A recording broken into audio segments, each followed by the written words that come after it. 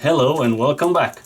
If you follow the channel, you know that sometimes I buy things from the internet, broken things, cheaply enough, and trying to repair them. And this time, let's see what we have here. Oh my, look at this awesome packing.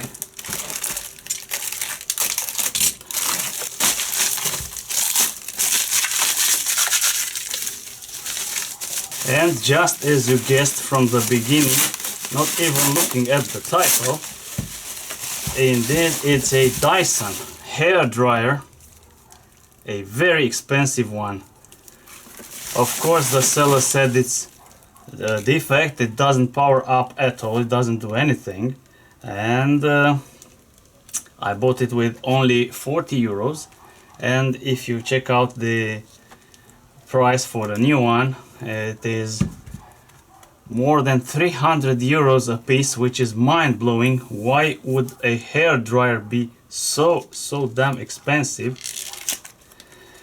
It doesn't came with the accessories, but if I may, I can make it work. We find cheap accessories on the Chinese site.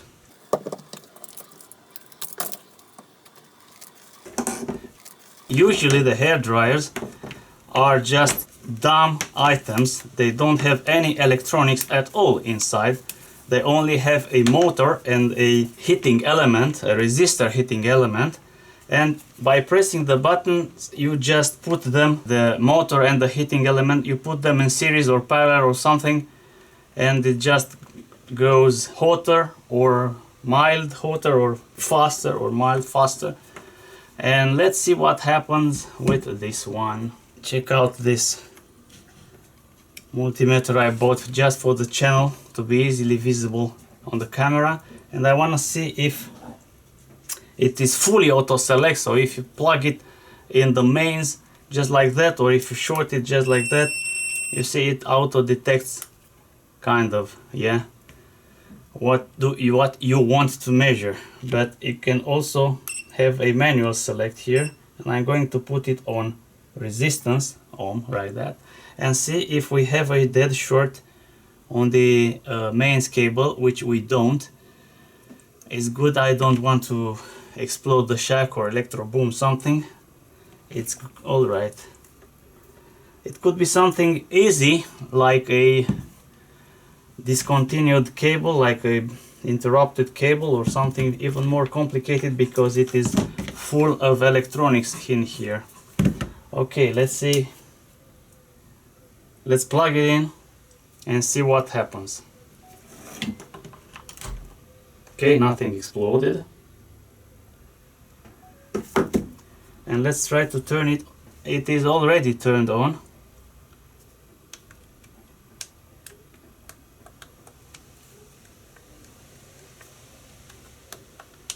Absolutely dead.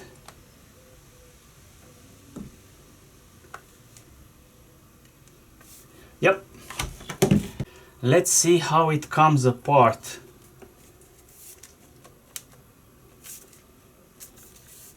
It wants to twist around here a bit. Oh yeah, this is something we can detach. I can see two screws over here, here and here and here. Okay, let me take some Allen keys. It is unplugged, as you can see. I hope it's just an interrupted cable. It would be excellent. The magnetic tray with the income I'm going to get from the monetization of this video. This channel is mostly about spreading science and technology and self skills and do it yourself and building stuff with your hands from not so expensive items. I don't want to say cheap items, but not that expensive items. Yeah, and this is why it doesn't attract so many monetization, because free energy shit, or when you hit yourself with a hammer in your balls, it's much more attractive. But I don't mind because I don't live from this channel. I have a job and this is just for fun. yeah, I can do whatever I want without the need to attract subscribers and money, which is fortunate for me. Other guys just live from this thing and yeah, they have a tougher time. Another screw unveiled here. This is a normal Phillips head. Let me get my Phillips screwdriver. Bam. And also, as you could see, I do not put so many ads in my channels. Only an ad at the introduction, one at the outro. I have so many prying tools here, if you can see, and I want to pick something. It looks like this wants to come out. Pulling out. That's what she said. Yeah, bad jokes. Oops, I don't want to damage it too much, because if I can make it work, then it needs to be nice. It is not soldered or it is not glued or anything here, but I don't know how to take it apart, and it doesn't go by twisting it. Maybe I can. Yep. Oops. I hope I didn't break it. Looks like it have been glued before. Another screw over here. Yep, we're in. 2 more screws here. I so hope it's just an interrupted wire. This is a motor. Whoa, yep, this is a motor. You see? And it's spinning freely. And it has 3 wires here. It is one of those 3-phase motors, kind of. But it's not just a matter of motor, because it has some LEDs over here. You can pick up on camera, which didn't lit up at all. Let's measure the voltage right here. Bam. Let's put it on voltage, AC. Okay, AC voltage. Let me put the meter in short. Okay. And bingo. Yep, we have voltage. I have one of those cheap multimeters, and I want to see if it draws a bit of power, and I plug it in. Turn it off, look at that, 0 watts. If I turn it on, 4.4 and 0.6 watts. It's not bad. Yep, not bad, 0.8 watts, 0.4. That's what you would expect. So I unplugged it. And let's try to take those apart and see what's here. Yep, we're just following the electrons and see where are going and maybe where they stop. The device is not in a bad shape altogether. I've seen worse. Of course, a hairdryer wouldn't have to be in a bad shape, but you know. And as you can see, this is a mains switch. Another 2 contacts here for this switch here. Could this mains switch be bad? Okay, it's in the on position, and I want to measure if it makes a short circuit. Cross it here and here. Oh man, no. Oh yeah, it has conduction. It has conduction. As you can see, it's an HD08. Not bad. Made in Malaysia. So I had to check the internet to know how to operate this thing. And it looks like this is a power switch. This is a cold control, so if you press and hold it, you will just get cold air. And this is temperature control with 3 LEDs. And this is airflow control with 3 LEDs. So you press here and yeah. So without electrocuting myself, plug it in, power on, and adjusting the power, nothing comes out and nothing here. And if I press here, 3 seconds, nothing comes here. Yeah. Just before we go any further, let's see if we have continuity on this motor here. Yep, 54 ohms. 54 ohms. 54 ohms, yep. It beeps under 50, so yeah. 54. 54. No worries. 54. Motor is good, and I just as I believed it's a BDL something. So the next step is to remove this pink, whatever color it is, cover, and I taped some tape here just to prevent me from shocking. Yep, let's see how to take this off. Yes, I just had to keep pushing it out, and as you can see, it has a nice rubber gasket here. Keep it tight and snug over there.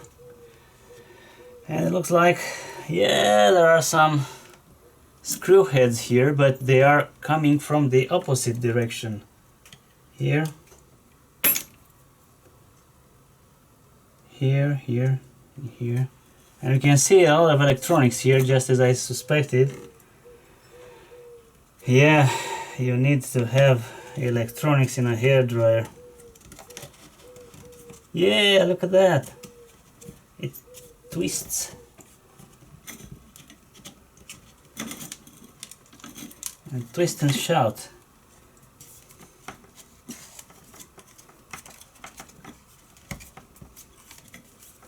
But how do I let this thing go?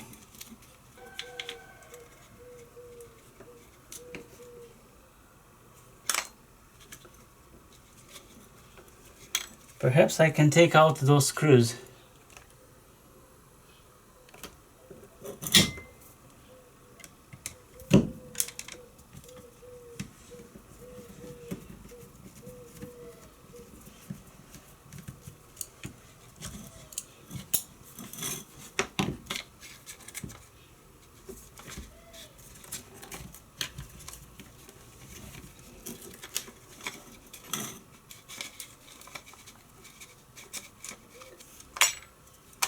I know.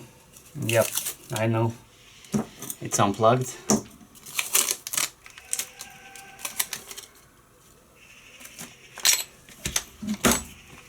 I will undo this. And to undo this, I need to press the tiny hole inside that here. Yep. Makes it much easier to extract it if you press that tiny hole there.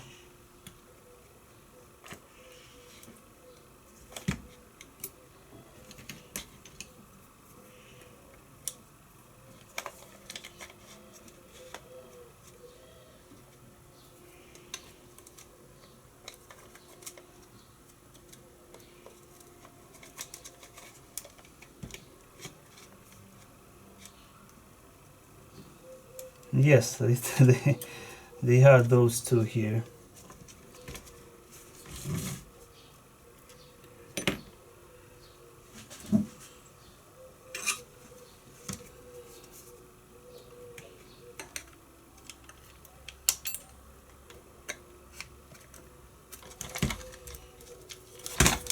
I can push it out.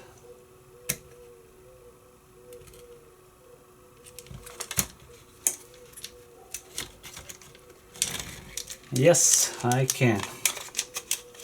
Come on, baby.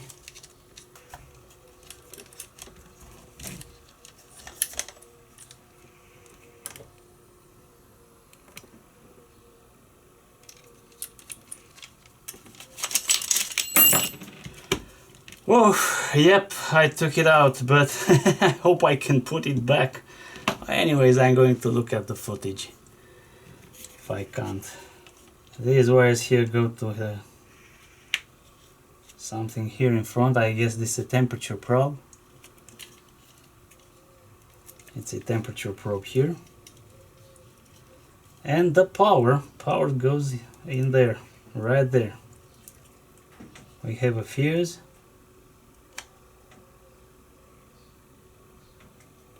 I have a MOSFET, capacitors, and these are the MOSFETs for the BDLC motor. BDLC, this is what it's called. You see, 2 MOSFETs per each coil. Of course, a microcontroller.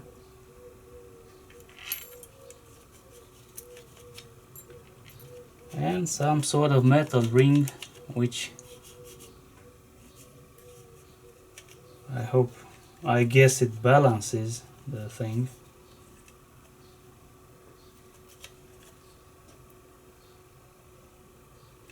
Yes, it's written here. Key. You see, it's key. It's NTC. Yes, and here we have U, V, and W. I put those here in the contact, the leading wires. So yep. Hey, be calm. Yep, calm.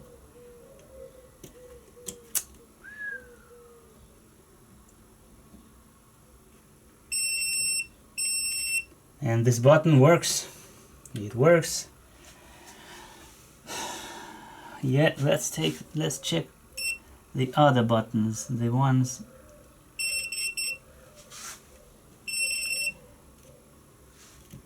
the one with the fan speed. I can't push it. I need a push thing.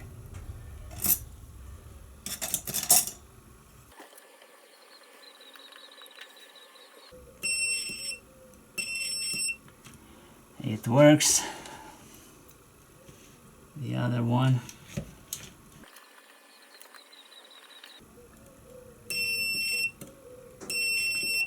It works. The NTC sensor. Let's see where it is. Here. NTC. So I extracted the NTC connector. Yep.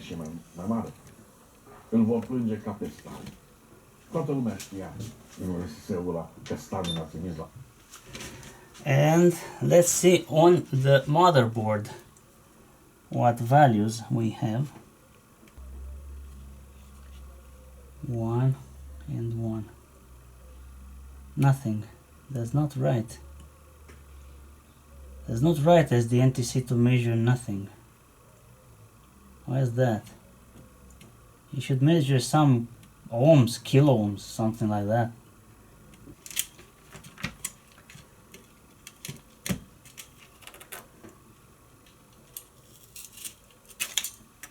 Like that. And yes. Haha! Yep. Yep, we're in. Even farther. And what do you know? This is a diode. This is a diode, looks like a diode. And this is another protection. Yes, this is another protection, I can measure it.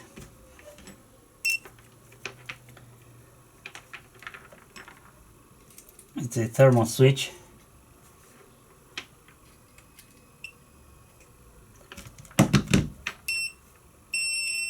Yeah, it has continuity. This is a diode and I have to measure it like a diode. It looks like a diode, could be not. Could be nothing like that. Yep, no, that's not good. That is not good. That's not good. This NTC doesn't measure anything. Could be the reason why it doesn't power up, because as you can see it draws some kind of power from the mains, but it doesn't power up. The microcontroller doesn't power up or doesn't do anything because it can't read the output temperature. Yep. So this one is almost 13 euros plus 1.5 euros delivered, 15 euros, which adds to the 20 euros I paid for this one. Yeah, it goes to 35. Yeah, not 55, yeah, not bad. I disconnected from the motherboard, so I measured the NTC. 80K. 80K, so the NTC is good.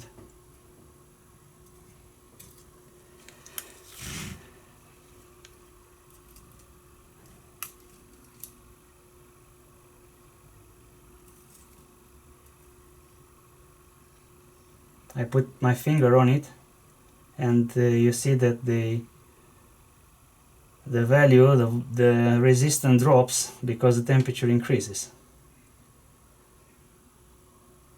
So it kind of works. And look what I found. Shit. I found these test points there. You see? +5 DO. Gonna do clock and reset. Let's check this rectifying bridge. Like that on the dry. Let me bring the voltmeter in shot. One good diode. One good diode. One good diode. One good diode. Nothing here. And nothing here. Okay, so where the next step is the power output. Here I have a capacitor right there, so I should have some sort of voltage here. I have a measuring pad here, +15. Nice. Okay, let's put it on voltage DC, plug it in, and with the utmost care measure. I need to find the ground. Ground, yeah, this is the ground. +15. Just one. Ah, you see it's spiking. It's spiking. That means it detects a short circuit. It's spiking. And it enters protection. Good. Could be one of those MOSFETs burned. 5 volt. It's spiking. Yes. It should be around 400, 300 and something volts right here. Yes, 303 volts. Yep.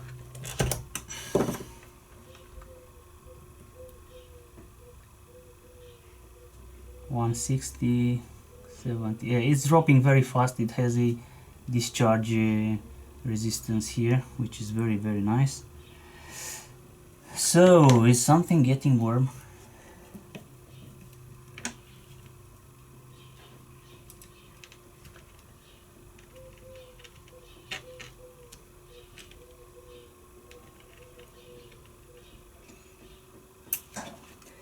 Let's see what voltage do I have here at this capacitor, which is rated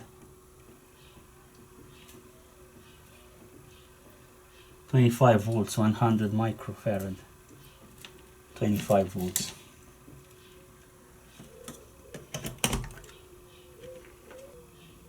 It spikes.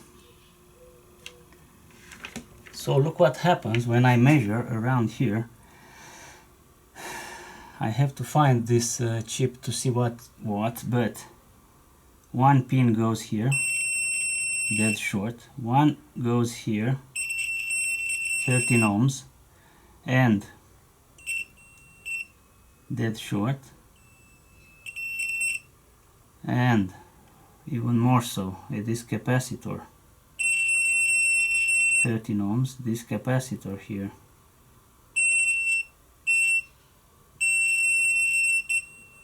14 ohms. There's a very little tiny capacitor here. The other capacitor here is open circuit.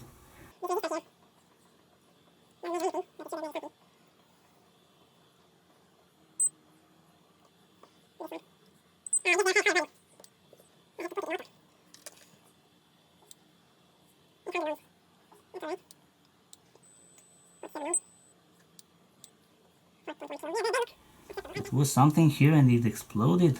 A capacitor or what? You see, that's the circuit. It takes in 6 to 20 volts in and outputs 5 volts, right? Right. So with it unplugged, let's see if we have some sort of short on the input. This is the ground, this is the input. It's about 8K, the input. Come on. I press a switch here. Yeah, 9K. On the output, on the other side, it's 13 ohms. So it's a short on the outside. So where does the input of 15 volts or so comes from? So that is a diode right there. Let's select diode. Yes, good enough, but direct polarization is kind of good. And this here is what it is. Let's see what it is.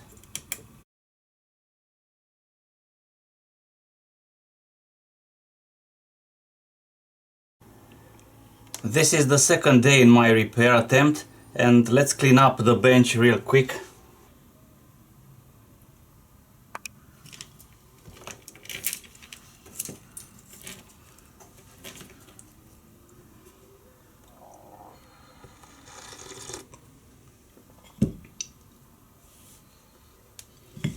And let me draw a diagram about what we've found out yesterday in this endeavor. So we have the mains coming in to 40 volts. There's a bridge rectifier and a smoothing capacitor, and this is AC and this is DC, around 300 volts DC. This enters a voltage regulator, part number KP3114SG, which outputs 15 volts. It doesn't have a regular ground, but some sort of capacitor to the ground here. And the output goes to the motor, but the motor is not a DC, regular DC motor, but a BLDC motor, and it has a three-phased motor, but in DC. The 15 volts also goes to a 5 volt regulator, 78L05. This has a regular ground. And this thing here powers the microcontroller, the MCU, microcontroller unit. What we found out is that we have 300 volts here DC, but we don't have 15 and 5 volts, and when we measure the voltage it spikes. I mean, it looks like that, goes up and then to zero again, then up and to zero again, and this means that the voltage regulator tries to start, but it encounters an error, an abnormal situation, and then shuts down. Then it tries to start again. It means we have a short circuit here, and indeed when I measure with the ohm meter I found that I have a 13 ohm resistance around here, and that's not good because it's equivalent to around 400 milliamperes, and it's possible that this regulator shuts down at this current, and it is possible to cause this short circuit to propagate to this 15 volt regulator, and because it also spikes like that when I measure it. And I don't know right now who is to blame. Is it the 5 volts or the 15 volt regulator? And we are going to go from the end towards the front. And what I'm trying to do is to lift to separate the load from this regulator, and for that I want to lift the output pin off the board, if I can do that, to see whether the regulator is fault, it is itself in short circuit, or the rest of the load is in short circuit. If the rest of the load is in short circuit, we are kind of fucked, because it means the MCU is fried, and that is completely game over, because even if I can find the piece for it, I cannot use it because it has a software inside and this cannot be replicated. So what I want to do is to cut the connection here and to measure again the voltages to see why it enters some sort of protection.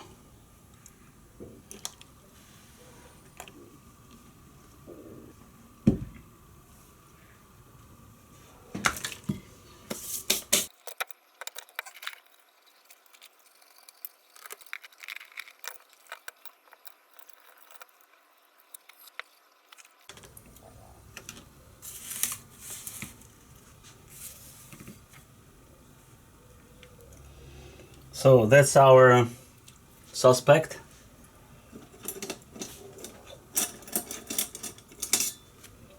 I got a pointing tool to try to lift the output pin, this one, off the board, and for that I'm going to put some flux, suck it, lift it.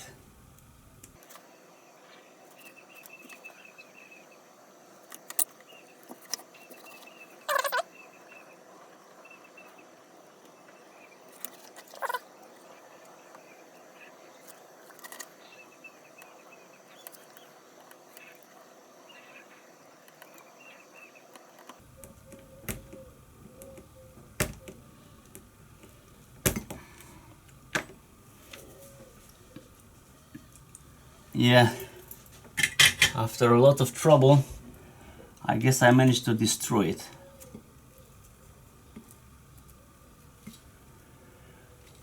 Volt DC,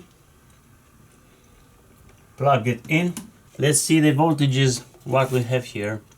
The ground is here. I should be very careful because there is 300 volts around there, I shouldn't touch anything. Yes, we have 15 volts on the input. So I destroyed this chip, alright, and the 15 volt regulator started to work. So this chip was bad, or the microcontroller, as I said, the load. Alright, let's see if we have voltage around the microcontroller. For example, over this capacitor here. No. Alright, so the voltage don't pass through anymore. But do we still have this 13 ohms, 13 ohm load? 14 ohms, yep. So it was not the regulator, it's the microcontroller. So I've removed the chip completely because I damaged it. It was, you see, totally busted. This is what remained, and now we can see that on the output we still have the short circuit. Yeah, so it had to die for us to learn that the microcontroller is busted. It could also be one of those capacitors here short-circuited. I have nothing to lose, and I want to remove one by one those capacitors here, which are the only thing could be load against this microcontroller.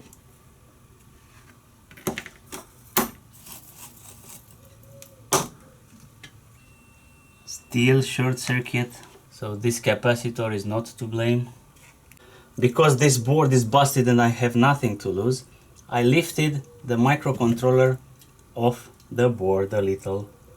You see here, those pins are no longer on the board. Let's see if we still have the short. We still have the short. I'll be damned. The short is not coming from the microcontroller. Still not convinced about the validity of my idea of the microcontroller. I removed it completely and look at that. What do you know? The short is gone. Not short. We actually have infinite. Short, not short, infinite. So yeah, microcontroller is busted. It's game over for this board. The next question is, do I go further and buy a replacement board and spend more money on this garbage, or hold it right there? Because we have this paper here, and let me put it in terms. So a new one costs around 360 euros, alright? I paid for mine already, around 41 euros broken.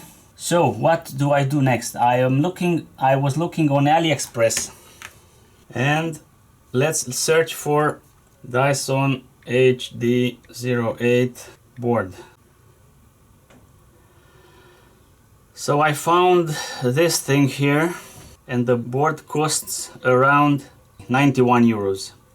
But this board, as you can see, it's not similar to mine. I don't know if it is readily interchangeable. So if I put it here, 91, 132, if it works, versus 360 euros, which is enormous for a hairdryer. Come on, let's be honest. It's enormous for a hairdryer. 41 euros you buy a brand new hairdryer, an ordinary one, which works absolutely fine. Yeah, and I want to spend around 132 if it works. What do you think? Should I pay a 91 more? Let me put this blue mat here because I have it for a long time and I didn't use it until now because I was lazy. And let me explain that I bought, after all, 2 weeks later, the part arrived. I didn't even, after a fruitful conversation with some sellers on AliExpress, I came to the conclusion that it is useful to buy a replacement board, and talking to Mrs., which is the main beneficiary of this device, because yeah, look at me. There's not very much use for me for this hair dryer. Just a simple towel is enough for me. So let me see if the Chinese supplier gave me the right thing.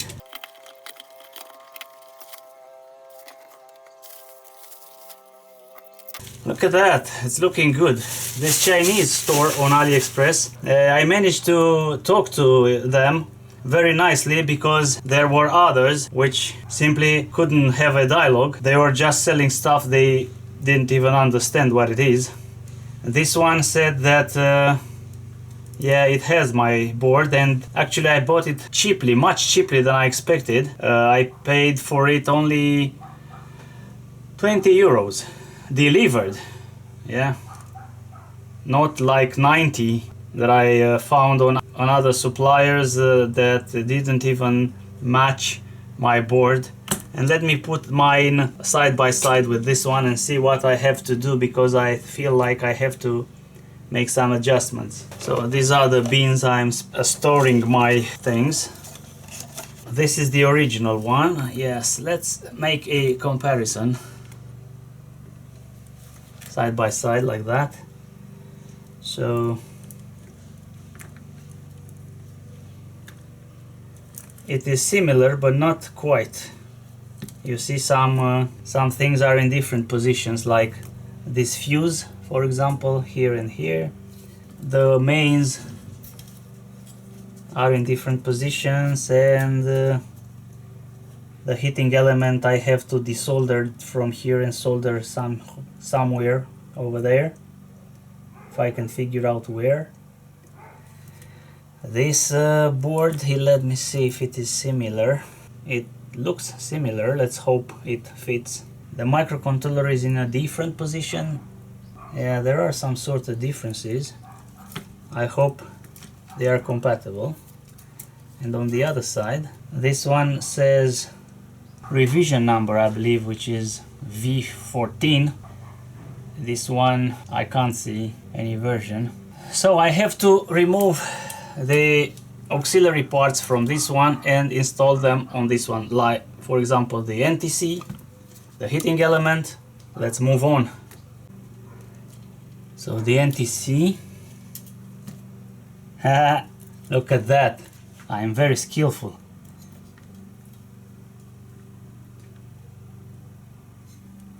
Bam, you see?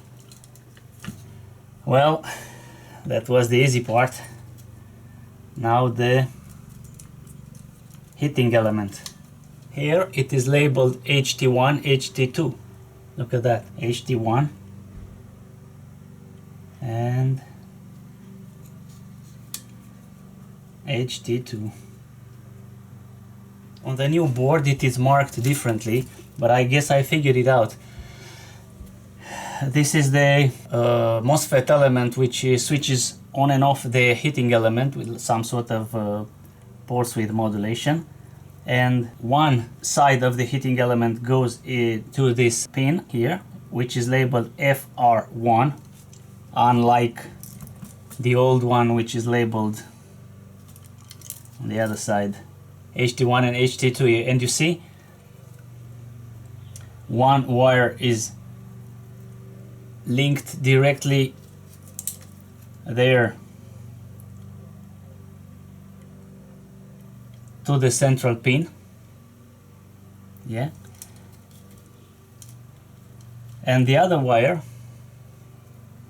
blue one, is connected directly to the input.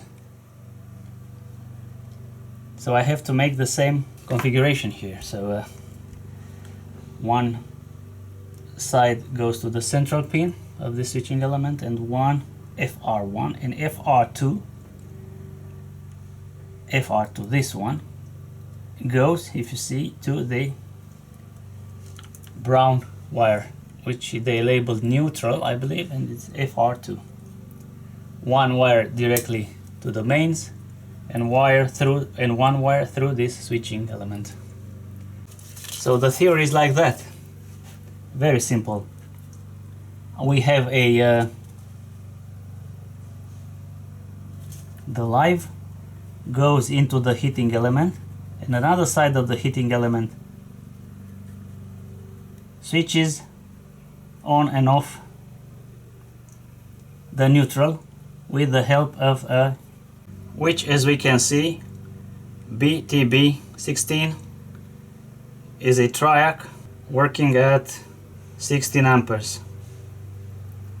Yeah, this is it. Switching pulses comes from the microcontroller, the one which causes us so much trouble.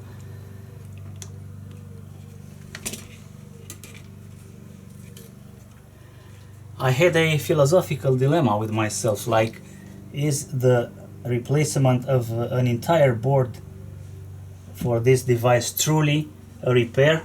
And I guess the answer is yes, it is truly a repair, because I didn't swap the entire product, just a part of it. And if I was just to replace a motor, was it still a repair? Yes, of course it was. Yeah, replacing the entire board instead of a simple component like the microcontroller in our case is not a truly clever repair. We are spending far less money than buying an entirely new product, isn't it? Yeah, so moving on.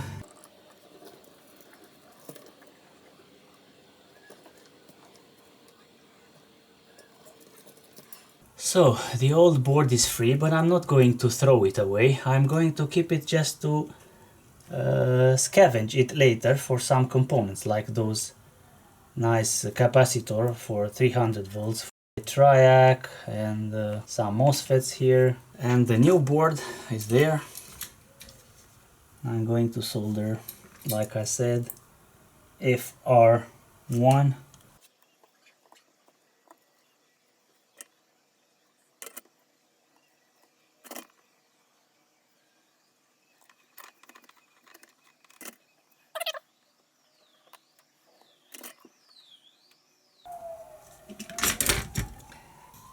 Look at that. Beautiful like new.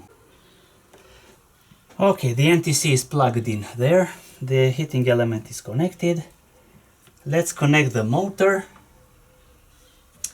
and give it a try.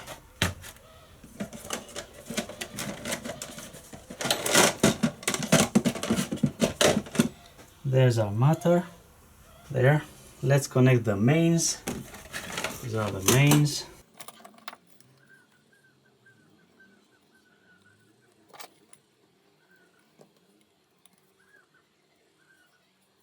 The switch is in the on position, which is towards the board. I've put some insulating tape on these connectors to prevent the nasty surprises. Let's flip the board over to the other side to have access to the those switches there. I will plug the lead into this power meter, which goes into the mains right now.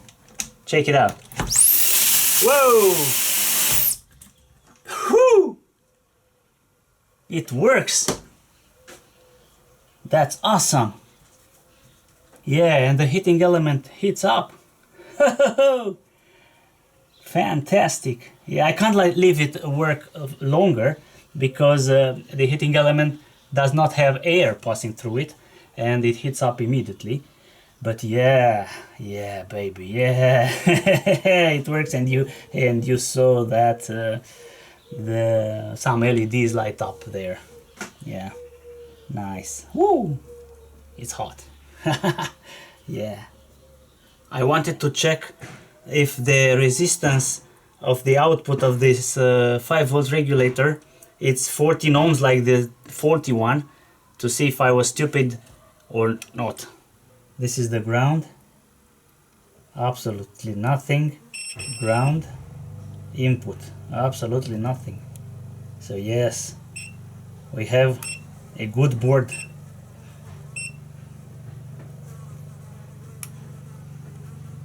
It's in the order of kilo ohms, 10 kilo ohms, the output.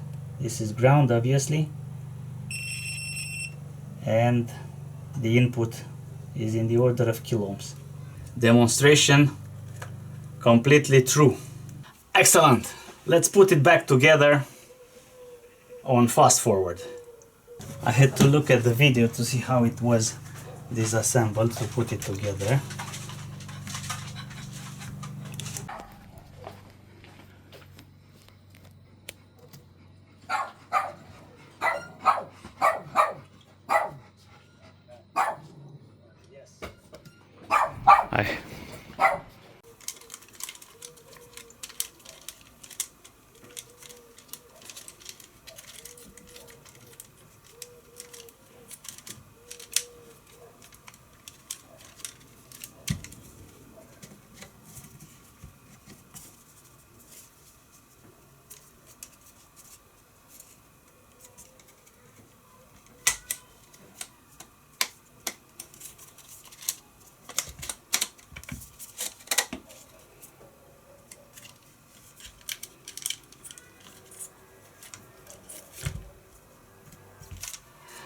Obviously, I forgot to put this ring here. Damn it. And of course, screw those little screws.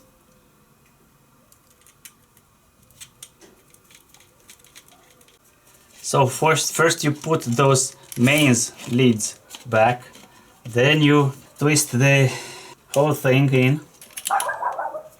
Then you try to squeeze everything between the main body and the handle.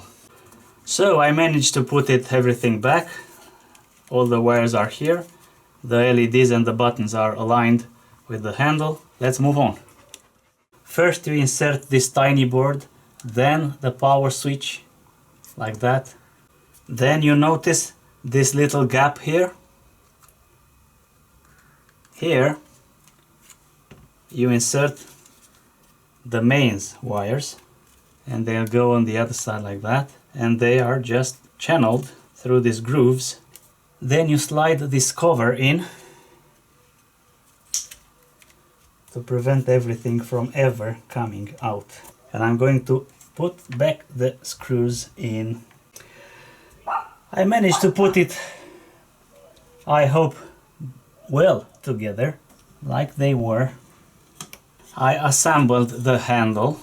Alright, I have to put screws back here. Good.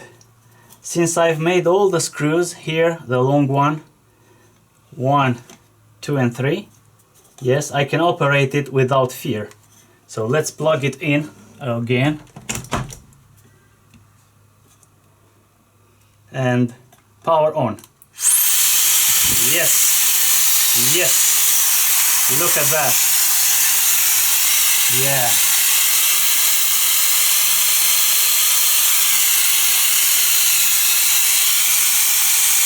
Nice. More power.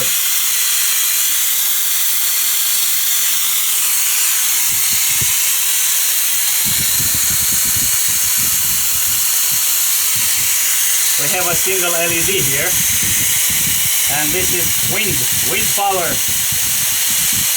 More power, more power. Yes, yes. We have already 93 watts, but let's kick in the heat. Yeah, the heat. Yeah, baby. 1 hit, 2 hits, 3 hits. Yes, yes, yeah. And yes, it's warm. It's warm. Yes. Nice.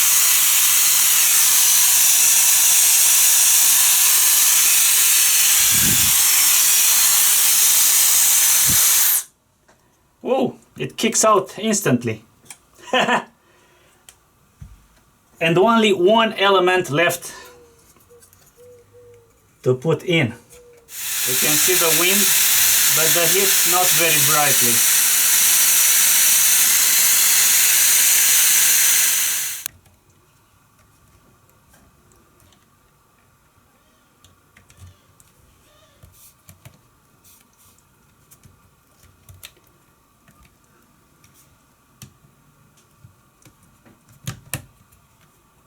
And finally those 2 screws which just ate my soul. Why do you have to make a product so much complicated? You made a product extremely complicated and you sell it extremely expensively. And pretend you care about the environment, you care about the waste. Let's not waste so much.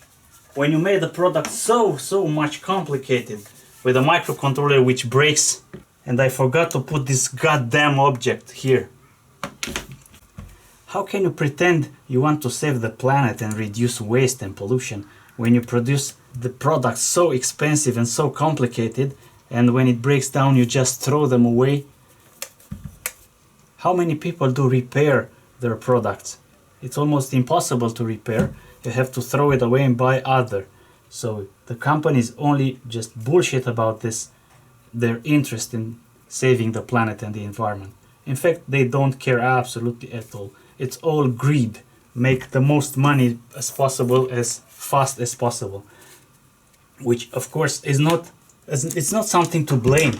Of course everybody wants to make money. But quit the hypocrisy, okay? Quit pretending like you care about the planet. I understand that not all the modern products can be easily repaired because they are made by robots in factories in high-speed factories and high-speed production. And what a robot can do, and the tiny part and the mechanical process they use to assemble things, is very, very hard to replicate by a human, and that a human can repair what a fast working robot will do. And most of the products are so cheap, and we like them because they are cheap, but they are so hard to repair exactly because they are cheap. Because when they are produced, they are not produced with a repair possibility in mind, but with efficiency and speed. And yes, I cannot complain about some objects being hard to repair, because they are, as I said, made by robots in an industrial automated process, and the humans with their big hands and thin fingers cannot replicate the minute details where the robots work. But some things are just mindless produced, and they could be so much more efficient, but the companies which designed and the designers and the engineers, they just don't care. Yeah, so quit telling me about saving the planet and saving the penguins from Madagascar. Yes, and the seals at the South Pole. They just don't care about that. Just trying to sell us more bullshit, pretending like they care, but they don't. It's just hypocrisy. Like that stupid design where those buttons are just glued there. Why the hell would you do that? Why can't you make some clips or something to put them back easily? So I have to clean it from the previous glue. It's not a perfect square, it's a rectangle. And it should... yeah, nah. So I'm going to make just a tiny bit of those 2-element glue. I said a tiny little bit, but you can't just make a tiny little bit. You have to put a drop or two to have something to mix. Still too much. Now, let's give it 10 minutes to cure. We are at 800 watts. Now it's modulating now. It went to 800, now 650, 660, 650 watts. Just a cleaner to make it nice and shiny, to wipe out any dirt left from my hands, from my dirty hands. Sorry about that.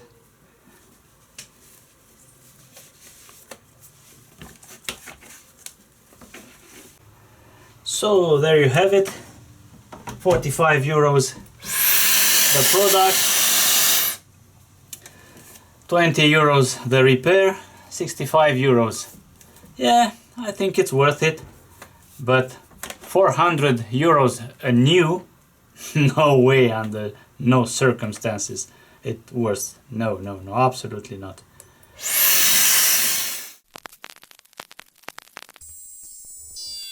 Houston, the Eagle has landed. Roger, Tranquility, we copy you on the ground.